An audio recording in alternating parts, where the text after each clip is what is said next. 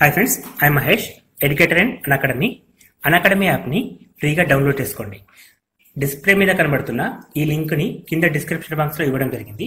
ఆ లింక్ని మీరు క్లిక్ చేయడం ద్వారా మమ్మల్ని ఫాలో చేయవచ్చు. అండ్ మేము అర్థమెటిక్స్ అండ్ రీజనింగ్ నుంచి ప్రతి టాపిక్ పైన షార్ట్కట్స్తో కూడిన ట్రిక్స్ని అప్లోడ్ చేయడం జరుగుతుంది. మా ఛానల్ యొక్క అప్డేట్స్ని పొందాలనుకుంటే సబ్స్క్రైబ్ బటన్ పైన క్లిక్ చేయండి, పక్కనున్న బెల్ ఐకాన్ పైన క్లిక్ చేయండి.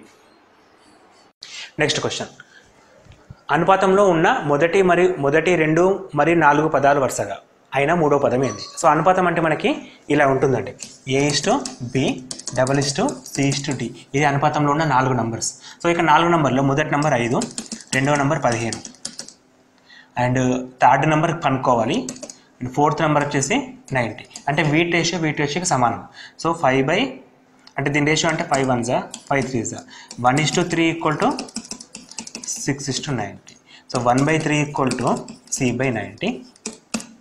90/3 = C, which means C = 30. Ratios ఏముంటాయండి? అనుపాతం అంటే వీటి రేషియో సమానం. ఇది సమానానికి సింబల్, దాన్ని అనుపాతం అని చెప్పంటాం. So answer is 30. Next question, ఒక వ్యక్తి రోజుకు 8 గంటల చొప్పున పనిచేసిన ఒక పనిని 5 రోజుల్లో పూర్తి చేస్తాడు. అదే నిర్మాణాన్ని అదే వ్యక్తి 4 రోజుల్లో పూర్తి చేయాలంటే రోజుకి ఎన్ని గంటలు పని చేయాలి? సో జస్ట్ అంటే డిఫరెంట్ అడుగుతున్నాను. సో ఒక వ్యక్తి అనేటోడు రోజుకి 8 గంటలు పనిచేస్తే 5 రోజుల్లో పని పూర్తవుతుంది. అంటే మొత్తం ఎన్ని గంటలు పనిచేసినట్టు? 40 గంటలు పనిచేసాడు. అదే వ్యక్తి అదే పనిని 4 రోజుల్లో పూర్తి చేయాలంటే రోజుకు ఎన్ని గంటలు పని చేయాలి? ఎన్ని గంటలు అంటే అదే వ్యక్తి 4 రోజుల్లో పూర్తి చేయాలంటే సో x = 40/4 10 hours. సో అదే వ్యక్తి అదే పని పూర్తిగా చేయాలంటే రోజుకు 10 గంటలు పనిచేస్తే సరిపోతుంది. సింపుల్ క్వశ్చన్ అండి. A,Bలు అనులోమానుపాతంలో ఉన్నాయి మరియు A,Cలు విలోమానుపాతంలో ఉన్నాయి. A విలువ 12గా ఉన్నప్పుడు BCలు వరుసగా 6 మరియు 2లు అయితే B,Cలు వరుసగా 12 మరియు 3లు అయితే A విలువ ఎంత? సో ఇటువంటి క్వశ్చన్స్ కొంచెం టఫ్ ఉంటాయండి. మనం ఇంతకుముందు చెప్పిన విధంగా 100లో ఒక 10 క్వశ్చన్స్ టఫ్ ఉంటాయని చెప్పాను కదా, ఆ క్వశ్చనే ఇదండి. ఇక్కడ మనకి A,Bలు అనుపాతంలో ఉన్నాయి, which means A is directly proportional to B. ఇంకా చెప్పాలంటే so A is directly proportional to B రాద్దాం. నెక్స్ట్ A,Cలు విలోమానుపాతంలో ఉన్నాయి. A,Bలు అనులోమానుపాతంలో ఉన్నాయంటే A is directly proportional to B. A,Cలు విలోమానుపాతంలో ఉన్నాయి అంటే which is indirectly proportional to C. So ఈ రెండింటిని కంపేర్ చేసినప్పుడు A is directly proportional to B × 1/C, A is directly proportional to B/C వస్తుంది. ఈ ప్రపోర్షనల్ సింబల్ పోయినప్పుడు ఒక కాన్స్టెంట్ వస్తుంది B/C. A = K × BC అని చెప్పి రాసుకోవచ్చు. ఇది ప్రపోర్షనాలిటీ రూల్స్. సో ఇప్పుడు A విలువ 12గా ఉన్నప్పుడు B,C విలువలు వరుసగా 6 మరియు 2లు. So 6 1s 3, 3 1s 4. అప్పుడు మనకి K వాల్యూ వస్తుంది 4 అని చెప్పి వచ్చేసింది. ఇప్పుడు ఏమడుగుతున్నాడు? ఒకవేళ B,Cలు వరుసగా 12 మరియు 3 అయితే ఈ విలువ ఎంత? So we have to find A value when ఈ కండిషన్లో B అనేది 12, C అనేది 6 ఉంటాయి. సో A = K అంటే 4 మనకు వచ్చింది అండ్ 12/6 వస్తుంది. 12/6 B,Cలు 12,3 అండి. సారీ 12,3 ఉన్నప్పుడు 3 1s 3 4s 4 × 4 16. So answer A = 16. ఇది కొంచెం కష్టతరమైన క్వశ్చన్ అండి, కాకపోతే జాగ్రత్తగా గమనించాలి. ఇక్కడ ప్రపోర్షనాలిటీ అనుపాత ధర్మాలు ఉపయోగపడతాయి. అనుపాతంలో ఉన్నప్పుడు ఏ విధంగా ఉంటుంది? A proportional B. విలోమానుపాతం అంటే A indirectly proportional to 1/C, directly proportional to 1/C. And ఆ రెండింటిని కలిపినప్పుడు A is directly proportional to B/C. Proportional symbol వెళ్తే కాన్స్టెంట్ వస్తుంది. సో ఫస్ట్ కేసులో మనకి ఇచ్చిన వాల్యూస్ రాసినప్పుడు K వాల్యూ వస్తుంది. సెకండ్ కేసులో అదే K వాల్యూ ఉపయోగించుకొని మనకి ఏ వాల్యూ అడుగుతుందో దాన్ని మనం ఫైండ్ అవుట్ చేయొచ్చు. సో ఇక్కడ ఏ వాల్యూ అనేది 16 అండి. నెక్స్ట్ క్వశ్చన్, ఒక నాణెం యొక్క విలువ దాని వ్యాసార్థ వర్గానికి అనులోమానుపాతంలో ఉండి మందం స్థిరం, దాని వ్యాసార్థం 1.5 ఉన్నప్పుడు దాని విలువ 2 అయినా దాని విలువ 5 ఉంటే వ్యాసార్థం ఎంత? సేమ్ ప్రపోర్షనాలిటీ క్వశ్చన్స్ అండి. ఇక్కడ మనకి వ్యాసార్థం ఒక నాణెం యొక్క విలువ దాని వ్యాసార్థ వర్గానికి అనులోమానుపాతంలో ఉంటుంది. విలువని మనం వాల్యూ అనుకుందాం. వాల్యూని V తీసుకుంటే V is directly proportional to వ్యాసార్థ వర్గానికి అనులోమానుపాతంలో ఉంటుంది, which is V = K × R² వస్తుంది. సో ఇక్కడ మనం విలువ 2 ఇచ్చాడు ఫస్ట్ కేసులో. K × R అంటే 1.5 whole square. So k equal to ఎంత వస్తుంది మనకి 2/1.5 స్క్వేర్ వస్తుంది. 2/1.5 స్క్వేర్ వస్తుంది. అండ్ నెక్స్ట్ కండిషన్ విలువ 5 రూపాయలు అయితే విలువ 5 అయినప్పుడు దాని వ్యాసార్థం ఎంత? సో ఇప్పుడు k వచ్చింది కదా, విలువ అనేది 5 ఉంటే సెకండ్ కేసు విలువ 5 అయితే వ్యాసార్థం కనుక్కోవాలి. ఇప్పుడు మనం k into r² find out చేయాలి. సో దీన్ని మనం క్రాస్ మల్టిప్లికేషన్ చేసుకుంటే 5 into 1.5 whole square by 2 which is equal to r². ఇప్పుడు r² అంటే r వాల్యూ కావాలి యాక్చువల్లీ మనకి, r² నుంచి r వాల్యూ కావాలి. 2 అంటే 2.5 వస్తుంది మనకి. ఇక్కడ నుంచి 2.5 ఇంటూ 1.5 హోల్ స్క్వేర్ అంటే 2.25 అండి బై 1 అవసరం లేదు which is equal to r². So r² equal to 2.5 into 2.25 which is near to 2.4. Exact value రాదు మనకు అక్కడ, కాకపోతే ఇక్కడ ఇచ్చిన వాల్యూస్ ప్రకారం 2.5 అండ్ 2.2 r² కాబట్టి దాని వాల్యూ నియర్లీ 2.4 ఉండే ఛాన్స్ ఉంటుంది. అండ్ పాయింట్స్లో వేరియేషన్ ఉంటుంది కాబట్టి మనం డైరెక్ట్గా 2.4 తీసుకోవచ్చు. ఇది ఒక అనులోమానుపాతం అంటే మనకి ప్రపోర్షనాలిటీ రూల్స్ పైన ఆధారపడ్డ క్వశ్చన్ అండి, అనుపాత ధర్మాలపైన ఆధారపడ్డ క్వశ్చన్ ఇది. నెక్స్ట్ క్వశ్చన్, ఒక పొలం పనిని 20 మంది వ్యక్తులు 38 రోజుల్లో చేయగలరు. అదే పనిని 19 మంది వ్యక్తులు ఎన్ని రోజుల్లో పూర్తి చేయగలరు? 20 మంది వ్యక్తులు 38 రోజుల్లో చేయగలరు, 19 మంది వ్యక్తులు ఎన్ని రోజుల్లో పూర్తి చేయగలరు? సో ఇది ఇండక్షనరీ ప్రపోర్షనల్ అంటే అన్నోమనుపాతం కాదు, విలోమానుపాతం. సో అటువంటిప్పుడు మనం పైన కింద తీసుకుంటాం. 19 1 19 2 2 into 20 40. సింపుల్, ఒకటే స్టెప్ ఆన్సర్, దీనికి పెద్దగా ఆలోచించకండి. సో మనకి ఇచ్చిన కండిషన్ రాసుకుంటున్నాం, 20 మంది 38 రోజులు, 20 మంది 38 రోజులు. సో 19 మంది ఎన్ని రోజులు? మధ్యలో ఒక లైన్ తీసుకోండి, దీన్ని ఇంటూ కన్వర్ట్ చేయండి. ఇది ఎక్స్ మనకు కావాల్సింది 19 1 19 2 2 into 20 40. The required answer is 40. So దీన్ని పెద్దగా థింక్ చేస్తే లెంతీ ప్రాసెస్ అవుతుంది, సింపుల్గా థింక్ చేస్తే సింపుల్గా అయిపోతుందండి ప్రాబ్లం. నెక్స్ట్ క్వశ్చన్, ఒక సంచిలో ₹1 మరియు 25 పైసల నాణాలు 1:2:3 నిష్పత్తిలో ఉన్నాయి. అన్ని నాణాల మొత్తం విలువ ₹121 అయితే 25 పైసల నాణాలు ఎన్ని? సో ఇది కూడా రేషియో ప్రపోర్షన్స్ పైన క్వశ్చన్స్ అండి. ఈ క్వశ్చన్స్ కూడా అడుగుతాడు. ఇప్పుడు మనకి ఏంటంటే సంచిలో ఒక బ్యాగ్లో రూపాయి కాయిన్స్ ఉన్నాయి, 50 పైసా కాయిన్స్ ఉన్నాయి, 25 పైసా కాయిన్స్ ఉన్నాయి. సో వీటన్నింటి సింగిల్ క్వాంటిటీకి కన్వర్ట్ చేయాలి, విచ్ మీన్స్ రూపాయిలోకి కన్వర్ట్ చేద్దాం. ₹1 అంటే రూపాయి అలాగే ఉంటుంది. సెకండ్ వన్ వచ్చేసి 50 పైసా అంటే 1/2 రూపాయి.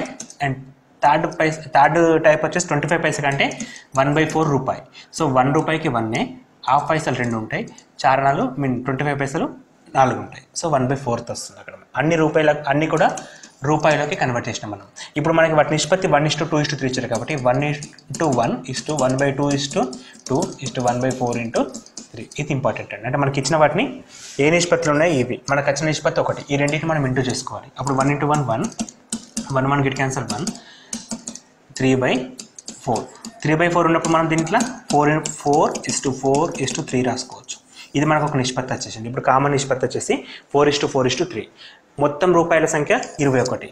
మనకు అడుగుతుంది 25 పైసలు. 25 పైసలు అంటే లాస్ట్ వన్ అంటే 3 parts by 4 + 4 8 + 3 11 into 121 rupees. 121 11 1 33 rupees వస్తుంది. 33 రూపీస్. సో మనకి 33 రూపీస్ వస్తున్నాయి. ఇక్కడ క్వశ్చన్ ఏమడుగుతుందంటే మొత్తం 25 పైసల నాణాల సంఖ్య అంటే ఎన్ని 25 పైసస్ ఉంటాయి.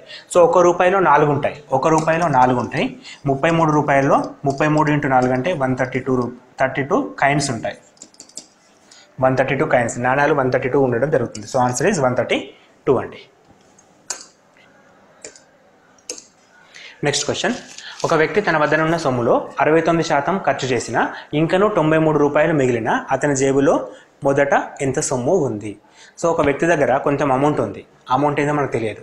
అతను ఏం చేసిండు, 69% ఖర్చు పెట్టిండు. అందులో రిమైనింగ్ తన దగ్గర ₹93 ఉన్నాయి. 69% ఖర్చు పెడితే 31% మిగులుతుంది. 31% = 93 అయితే 100% ఎంత అని క్వశ్చన్. అతని దగ్గర ఎంత ఉన్నాయంటే 100% ఉండే ఫస్ట్. సో 100 చేస్తాం బై 31 3 × 100 300 300 ఆన్సర్. Option number 1. ఒక కంపెనీలో 25% పనివారు పెరిగిన ఆ కంపెనీ ఉత్పత్తిలో ఎటువంటి మార్పు రాకుండా ఉండాలంటే ఎంత శాతం పని గంటలు తగ్గవలేను?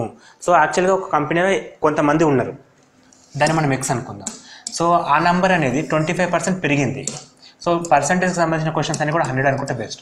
ఇనిషియల్గా 100 మెంబర్స్ ఉంటాయి, 25% పెరిగిర్రు. 25% పెరిగితే విచ్ మీన్స్ 125 అయింది. ఈ 125 ఉన్నప్పుడు ఆ కంపెనీలో ఎటువంటి మార్పు రాకుండా ఉండాలంటే పని గంటలు ఎంత తగ్గించాలి అంటుంది క్వశ్చన్. సో ఇక్కడ నుంచి మనకి 20% తగ్గితే మళ్ళీ ఎప్పట్లేక 100 వరకు జరుగుతుంది. సో 20% తగ్గాలి. సో ఇట్లా అర్థం చేసుకోవడం ఇబ్బంది అయితే పర్సంటేజ్ అనే టాపిక్ మనం డిస్కస్ చేసాం కదా, అందులో క్లియర్గా చెప్పాం ఏ క్వశ్చన్లో అయితే ఒకటే పర్సంటేజ్ కనబడుతుందో ఆ పర్సంటేజ్ని ఫస్ట్ తీసుకోవాలి. తర్వాత దాని కంటిన్యూషన్లో పెరిగిందా తగ్గిందా చూసుకోవాలి. ఇక్కడ పెరిగింది కాబట్టి 100 + 25 125. ఒకవేళ తగ్గి ఉంటే 100 - 25 75 అవుతుంది. ఇంటూ 100 చేయండి. 25 1s 25 5s 5 1s 5 20s. So answer is 20%. So 20% తగ్గడం వల్ల వర్క్ అనేది సేమ్ రేంజ్లో ఉంటుంది. నెక్స్ట్ క్వశ్చన్, రెండు సంఖ్యలు వరుసగా మూడో సంఖ్య కంటే 20% మరియు 50% ఎక్కువ అయినా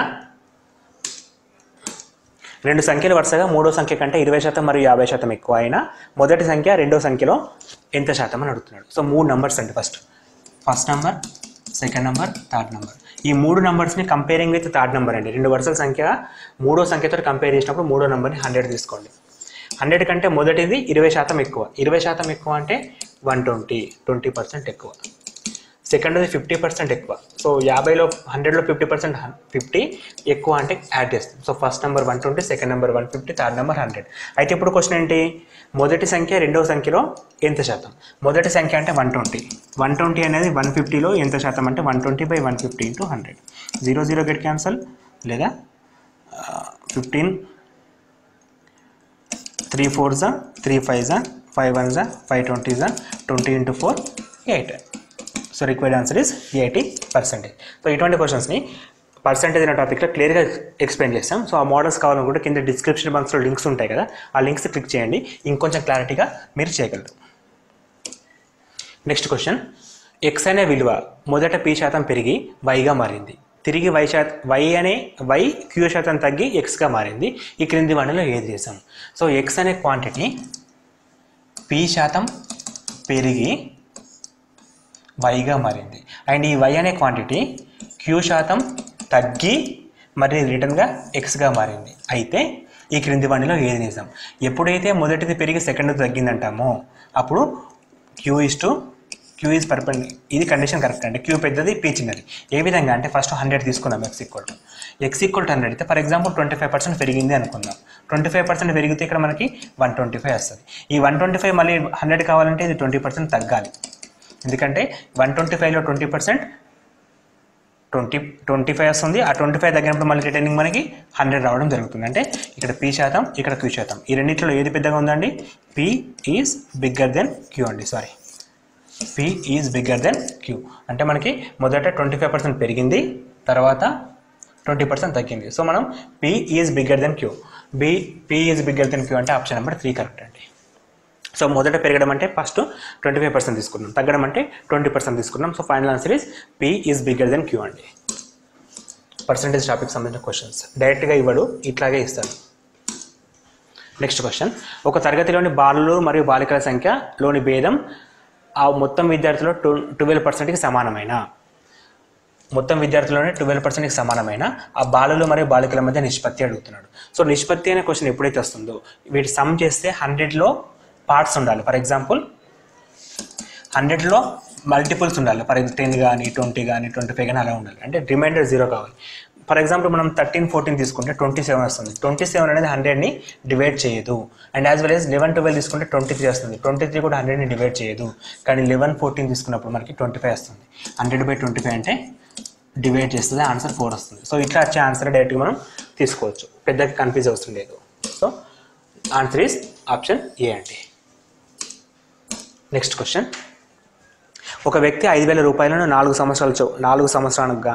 సంవత్సరాలకు 10% వడ్డీ చొప్పున ఒక బ్యాంకు నుండి అప్పుగా తీసుకున్న అతను బ్యాంకుకు చెల్లించవలసిన బారు వడ్డీ ఎంత? సో సింపుల్ ఇంట్రెస్ట్కి మనం I = PTR/100 అనే ఫార్ములా వాడడం అవసరం లేదు, డైరెక్ట్గా మనకున్న మెథడ్ ప్రకారం కూడా సాల్వ్ చేయొచ్చు. సో ఇక్కడ సింపుల్ ఇంట్రెస్ట్ క్వశ్చన్ వచ్చేసి బారు వడ్డీ అంటే సింపుల్ ఇంట్రెస్ట్ అండి. మనం బేసిక్ ఫార్ములా I = PTR/100. ఈ ఫార్ములా సహాయం లేకుండానే ఈ క్వశ్చన్ మనం సాల్వ్ చేయొచ్చు.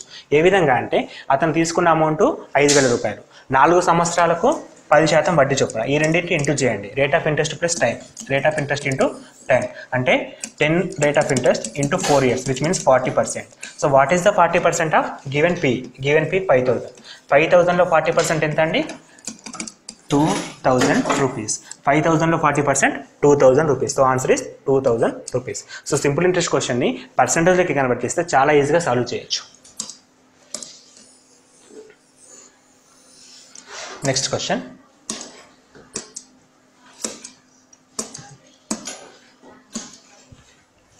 ఒక వ్యక్తి 2 సంవత్సరాలకు 10% వడ్డీ చొప్పున కొంత సొమ్మును ఒక బ్యాంకు నుంచి అప్పుగా తీసుకునేను. కాలపరిమితి గడిచిన సమయానికి 500 రూపాయలు వడ్డీ చెల్లించను. అయితే అసలు ఎంత? సో ఇక్కడ పి అడుగుతున్నాడు.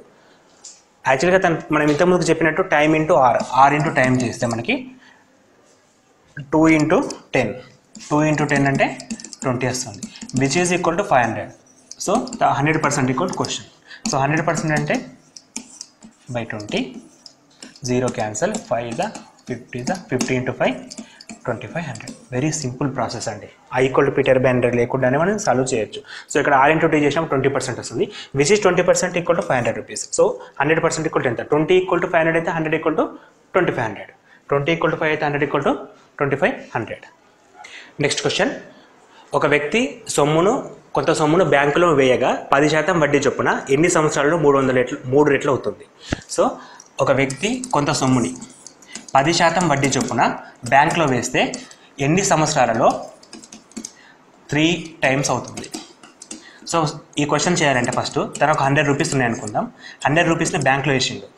సో ఎన్ని ఇయర్స్కి అది 300 రూపీస్, విచ్ మీన్స్ 3 టైమ్స్ అవుతుందని చెప్పి ఫైండ్ అవుట్ చేయాలి.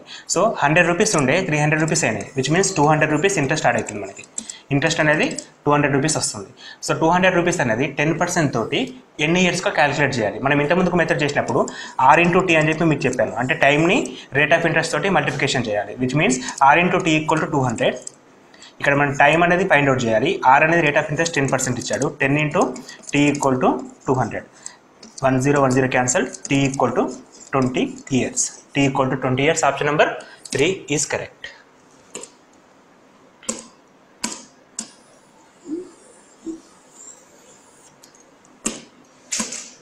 Next question. కొంత సొమ్ము 8 సంవత్సరాల్లో 2 రెట్లైనా 3 రెట్లు కావడానికి ఎన్ని సంవత్సరాలు పట్టుతుంది? సో కొంత సొమ్ము అంటే ఎక్స్ అనుకుందామండి, లేదా 100 అనుకుందాం. 100 అనేది 8 ఇయర్స్లో రెట్టింపు అంటే 200 అవుతుంది. సో ఇంట్రెస్ట్ మనకి 100 రూపీస్ యాడ్ అవుతుంది. సో అది 3 టైమ్స్ కావాలంటే ఎన్ని ఇయర్స్ కావాలని చెప్పి అడుగుతున్నాడు. సో 3 టైమ్స్ అంటే 300 కావాలి, అంటే మళ్ళీ ఒక 100 ఇంట్రెస్ట్ యాడ్ కావాలి. సో మళ్ళీ ఒక 100 ఇంట్రెస్ట్ యాడ్ కావాలంటే మళ్ళీ 8 ఇయర్స్ ఎక్స్ట్రా కావాలి. So 8 years. సో 8 + 8 టోటల్ 16 ఇయర్స్లో మనకు అది 3 టైమ్స్ కావడం జరుగుతుంది. సో మనకి 8 + 8. సో ఇటువంటి క్వశ్చన్స్కి ఫార్ములా లాంటివి వాడకుండా ఇట్లా సింపుల్గా చేసుకుంటే తొందరగా అయిపోతుందండి, కన్ఫ్యూజన్ ఉండదు. సో సింపుల్ ఇంట్రెస్ట్ కానీ కాంపౌండ్ ఇంట్రెస్ట్ కానీ కొంచెం క్లారిటీగా చూడండి. వాటి వీడియోస్ లింక్స్ కింద ఉన్నాయి మన డిస్క్రిప్షన్ బాక్స్లో. ఆ లింక్స్ మీరు క్లిక్ చేస్తే రెండింటిపైన, సింపుల్ ఇంట్రెస్ట్ పైన, కాంపౌండ్ ఇంట్రెస్ట్ పైన అన్ని ప్రాబ్లమ్స్ కూడా మీరు ఈజీ వేలో చేయగలుగుతారు. So answer is 16 years. Next question. 10 కుర్చీలు కొన్న వేళ 16 కుర్చీల అమ్మిన వేలకు సమానం అయినా లాభ శాతమా లేక నష్ట శాతమా? సో లాభమా నష్టమా ఎంత శాతం అని క్వశ్చన్ అండి యాక్చువల్గా. సో 10 కుర్చీలు కొన్న వేళ 16 కుర్చీల అమ్మిన వేలకు సమానం. సో ఇక్కడ కంపల్సరీ మనకి లాస్ రావడం జరుగుతుంది, ఎందుకంటే ఇక్కడ 10 కొన్న వేళ 100 అంటే 16 అమ్మిన వేళ 100 అవుతుంది. సో మనకి ఆటోమేటిక్గా లాస్ అయిపోతుంది, ఎందుకంటే 16 కుర్చీలు అమ్మాల్సి వస్తుంది. ఇక్కడ మనం కొనే మాత్రం 10 కుర్చీలే. 10 కుర్చీలు కొన్నాం, 16 కుర్చీలు అమ్మినామంటే ఇంకొక 6 కుర్చీలు మనం లాస్ అయిపోతున్నాం. ఈ 6 కుర్చీలు మనం లాస్ అవుతున్నాం. ఈ 6 కుర్చీలు ఎందుకు లాస్ అవుతున్నాం? మనం 16 కుర్చీలు అమ్మడం ద్వారా లాస్ అవుతున్నాం. సో 6 కుర్చీలు లాస్ అయినాం, 16 కుర్చీలు అమ్మడం ద్వారా లాస్ అయినాం. సో మనకి ఇంటూ 100 ఇది క్యాలిక్యులేట్ చేస్తే రిక్వైర్డ్ లాస్ పర్సెంటేజ్ వస్తుందండి, మనకి లాస్ పర్సెంటేజ్ వస్తుంది. So which means 3 2s 3 8s 8 1s 12.5. 100/8 12.5. 12 into 3 36 plus 3 into 5 1.5 37.5% loss అండి. 37% 37.5% లాస్ రావడం జరుగుతుంది ఈ ట్రాన్సాక్షన్లో మనకి. Next question.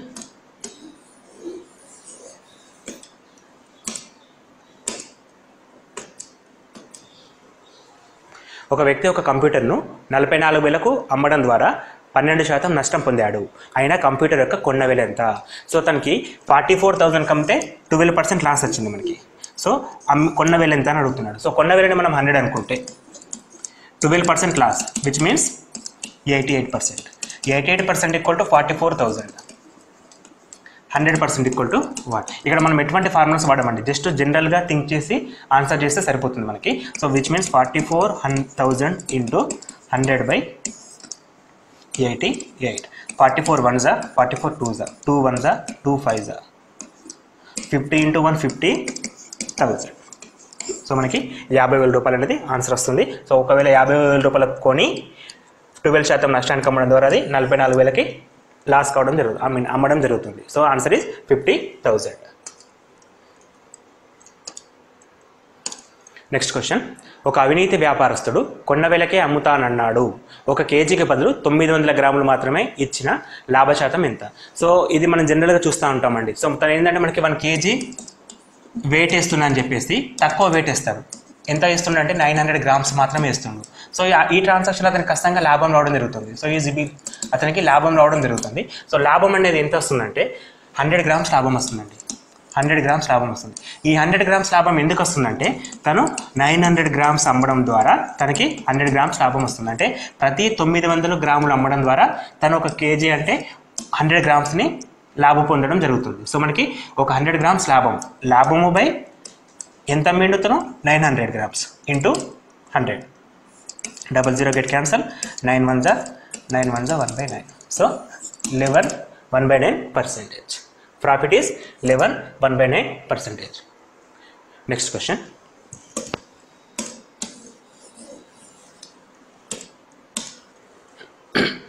ఒక వ్యక్తి ఒక వస్తువుని 171 రూపాయకి అమ్మడం ద్వారా అతనికి వచ్చిన లాభశాతం సంఖ్యాత్మకంగా కొన్న వెలకి సమానమైన ఆ వస్తువు కొన్న వెల ఎంత? సో 171కి అమ్మడం ద్వారా వచ్చిన లాభశాతం అనేది సంఖ్యాత్మకంగా లాభానికి సమానం, సంఖ్యాత్మకంగా కొన్న వెలకి సమానం. ఇది కొన్న వెల, ఇది లాభశాతం. సో ఈ రెండింటిని మల్టిప్లికేషన్ చేసినప్పుడు ఇది రావచ్చు. లేదు అంటే మనం తీసుకునే ఆప్షన్ ఎలా ఉండాలంటే ఫర్ ఎగ్జాంపుల్ 70 తీసుకుంటే అంటే కొన్న వేల 70 రూపాయలు అయితే ఇలా 70% లాభం రావాలి. అప్పుడు అది ఈక్వల్ టు 171 రావాలి. అట్లా వస్తే ఆప్షన్ నెంబర్ 1 కరెక్ట్. సో 70లో 70% అంటే 49 రూపీస్ అండి. 70 రూపీస్ కొన్న వేల, 70లో 79% అంటే 49 రూపీస్. 70 + 49 అంటే 119. సో మనకు 119 ఇస్తే అది కరెక్ట్ అవుతుంది. కానీ ఇక్కడ ఇచ్చింది 171 కాబట్టి ఇది ఆప్షన్ తప్పు. And second one 80. 80లో 80%. 80 కొన్న వేల, 80లో 80% వచ్చేసి మనకి 64. 80 + 64 144. సో ఇది కూడా రాంగ్ అండి. Next one 90. 90లో 90% అంటే 81 రూపీస్. 81 + 91 అంటే 81 + 90 అంటే 171 rupees. So answer is option 3. వీటికి ఆప్షన్ ద్వారా వెళ్ళడమే ఈజీ అండి. సో మనం జనరల్ మెథడ్ వెళ్తే టైం తీసుకుంటుంది. సో అలా కాకుండా మనం జస్ట్ ఆప్షన్ చూసేసి నెంబర్స్ అంటే పర్సంటేజ్ స్పీడ్గా చేయగలిగితే సరిపోతుందండి.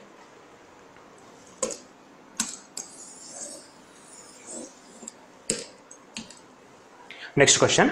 ఒక వ్యక్తి ఒక వస్తువును 180 రూపాయలకు అమ్మడం ద్వారా 10% నష్టం వచ్చెను. అదే వస్తువును 20% లాభం రావాలంటే ఎంతకు అమ్మాలి? ఓకే, 180 రూపాయలకి అమ్మితే 10% నష్టపోతుండు. 20% లాభం రావాలంటే ఎంతకు అమ్మాలి? సో నష్టము అంటే 100లకి తీసేస్తామండి. 100లకి తీసేస్తాం 90% ఈక్వల్ టు 180 రూపీస్. 20% లాభం రావాలంటే 100కి యాడ్ చేయాలి. 120 ఈక్వల్ టు వాట్? సో ఎటువంటి ఫార్ములా మనకు అవసరం లేదు ఇక్కడ. జస్ట్ 180 క్రాస్ మల్టిప్లికేషన్లో 180 × 120/90. 00 గెట్ క్యాన్సల్. 9 1s 9 2s 2 × 12 24 పక్కన 0 240 రూపీస్. సో 240 రూపీస్కి అమ్మితే దానికి 20% లాభం రావడం జరుగుతుంది. యాక్చువల్గా కొన్న వేల ఆ వస్తువు ధర ఎంత అంటే 100% క్యాలిక్యులేట్ చేయాలి. అప్పుడు మనం ఇది అడగలేదు, ఒకవేళ అడిగితే ఇలా కూడా చేయొచ్చు. సో ఇది కొన్న వేల అనమాట, ఇది నష్టం, ఇది కొన్న వేల. అప్పుడు మళ్ళీ క్రాస్ మల్టిప్లికేషన్ చేస్తే 180 × 100/90. 90 1s 90 2s which means 200 rupees కొన్నాడు. 180 రూపీస్ కమ్మిందంటే 10% లాస్. 20% లాభం రావాలంటే 240 రూపీస్. సో మనకి ఏ విధంగా అడిగినా సరే ఈ జనరల్ మెథడ్ ద్వారా చేయొచ్చు మనకి. సో ప్రాబ్లమ్స్ అన్నీ కూడా ఈ విధంగానే ఉంటాయి. మనం అనవసరంగా కన్ఫ్యూజ్ అయిపోయి ఏదో ఫార్ములా అని చెప్పేసి కన్ఫ్యూజ్ కాకుండా బేసిక్స్ బాగా చదవాలి. సో ఈ బేసిక్స్ వచ్చేసి మనకి పర్సంటేజ్ అనే టాపిక్లో క్లియర్గా ఎక్స్ప్లెయిన్ చేస్తామండి. దాని లింక్ కింద డిస్క్రిప్షన్ బాక్స్లో ఉంది, మీరు ఒకసారి చూడండి. ఈ వీడియో చూసిన తర్వాత కింద డిస్క్రిప్షన్ బాక్స్లో ఓపెన్ చేస్తే ప్రతి టాపిక్ సంబంధించిన లింక్స్ ఉంటాయి. వాటి వీడియోని చూడడం ద్వారా అసలు మన మోడల్ పేపర్ అనేది ఎప్పుడు చేయాలంటే సబ్జెక్ట్ చదివిన తర్వాత చేయాలి. సబ్జెక్ట్ కోసం ప్రతి టాపిక్ పైన వీడియో పెట్టాం. సో మీరు ఆ వీడియో చూస్తే ఆటోమేటిక్గా మోడల్ పేపర్ మీరే ఈజీగా చేయగలుగుతారండి.